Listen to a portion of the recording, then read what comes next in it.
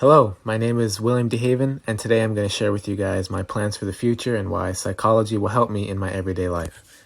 So, what I plan to do as a career in my future is very similar, actually, pretty much the same as what I do currently. Currently, I work in the mental health field as well as work with individuals who have developmental disabilities, intellectual disabilities, and motor disabilities. So, obviously, the knowledge that I gain from psychology will be incredibly useful in my day to day life. So, one of the first things that you'll learn about working in the mental health field is about medications. And you'll find that mental health issues and mental illness and medications and substance abuse really go hand in hand. So, the four categories of substances, are stimulants, which consist of cocaine, ADHD medication like Adderall and other drugs like ecstasy and drugs of that degree. Seductive hypnotics, or depressants, alcohol and benzos.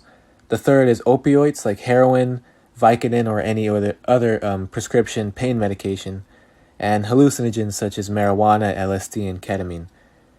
In a very literal way, being knowledgeable about medication is very important because working with individuals who have mental health issues and disabilities, you have to understand, organize, and give medications quite often, sometimes 2, 3 times a day.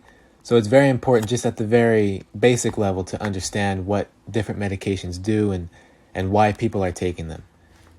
Something that I also believe is very important and that should be mentioned is when people do not take their medications that they need. Just recently, I was working with an individual who is a non-conserved adult, which means he can make his own decisions, and if he does not want to take his medication, we can't force him to. And he became so erratic and so unstable that we had to put him on an acute psych hold for 2 weeks. So it's also important just to understand how people can act when they're not taking their medications, because they can become erratic, unstable, and they can have behaviors as well. And I'll get into behaviors in the next slide. Next, I want to talk about clinical psychology and the different psychological disorders.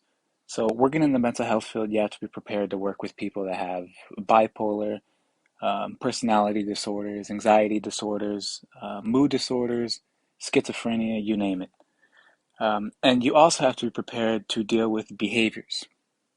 Understanding why someone is having a behavior allows us to help them cope. And in order to understand why they're having a behavior, it's important to understand what the disorder they have is and why they might be acting the way that they are. So, being familiar with psych disorders can help in knowing what can trigger behaviors in individuals with a psychological disorder, and that can be key to preventing a behavior. For example, somebody who has a borderline personality disorder should be included in conversation and activities and should not be treated as an outcast. Something else that should be acknowledged is that there are layers to psychological disorders. Not all people suffer from the same symptoms, even though they might be diagnosed with the same disorder. This is where being able to improvise and solve problems quickly comes into play when dealing with behaviors with certain individuals. And those are two very good skills to have when working in the mental health field, being able to improvise and solve problems quickly. The next psychological topic that I want to talk about is memory, ways to enhance memory, and why remembering key information is important in the mental health field. Really, a good memory is an important skill to have in any field. It doesn't matter where you're working. It's a very good skill to have. And some techniques that really help me to improve my memory, the two are rehearsal, just practicing something over and over again, or repeating something over and over again. Really helps me to memorize things. And chunking, which I found out about in chapter 8 of the textbook, of our psychology textbook, which involves taking chunks of information and memorizing individual chunks of information rather than just memorizing one whole chunk at the same time. An example I can use is a phone number. Instead of memorizing all the digits of the phone number, first memorize the first 3 digits, and then the second 3 digits, and then the last 4 digits. And that's a very useful memorizing technique that I have began using ever since reading the textbook. So, why is it important to have a good memory in the mental health field? So remembering the medications that people take and the doses that they take is very important.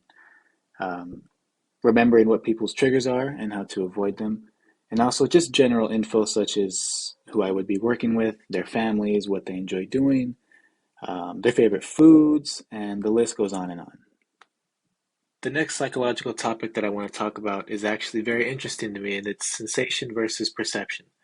So when sensory information is detected, it's a sensation. However, whether or not we process and interpret this sensation determines whether or not it is a perception. Paying attention plays a significant role in determining if we perceive our sensations. Staying focused and keeping attention can prove to be crucial in the mental health field.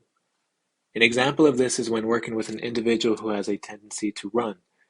Making sure that there is always attention on them is an absolute must. Losing perception of them and allowing them to run in the street or a dangerous area can be a fatal mistake.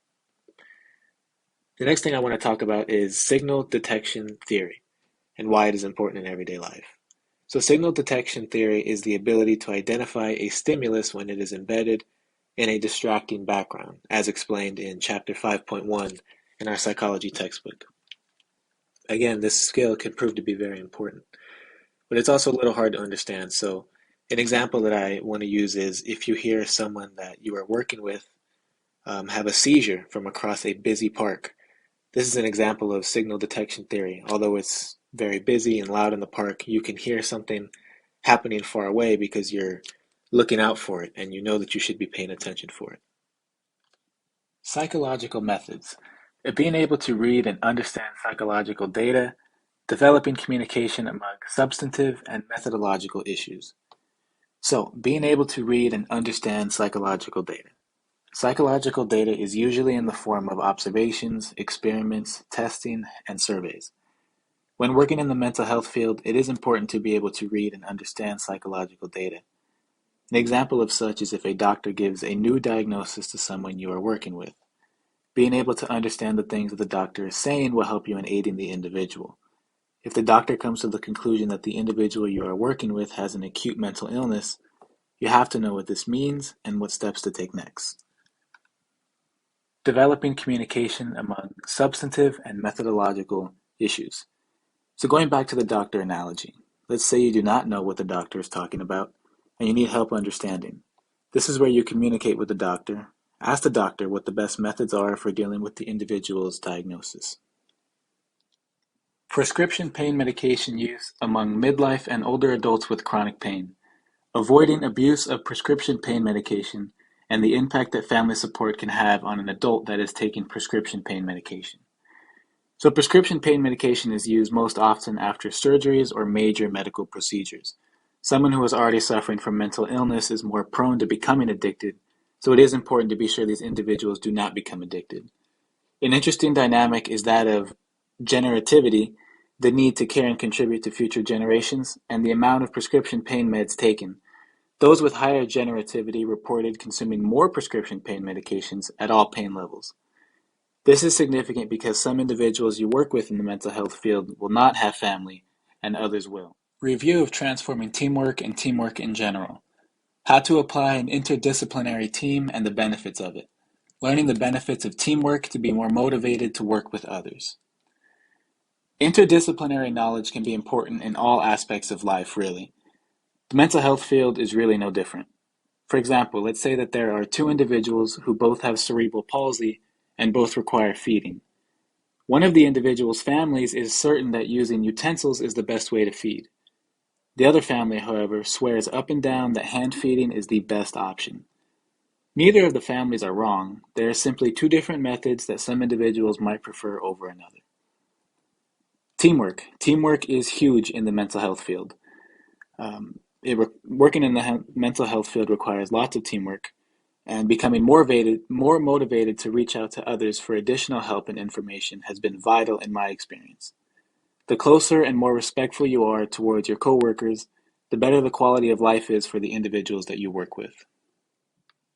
The following two slides are my reference pages. Thank you all for listening to me.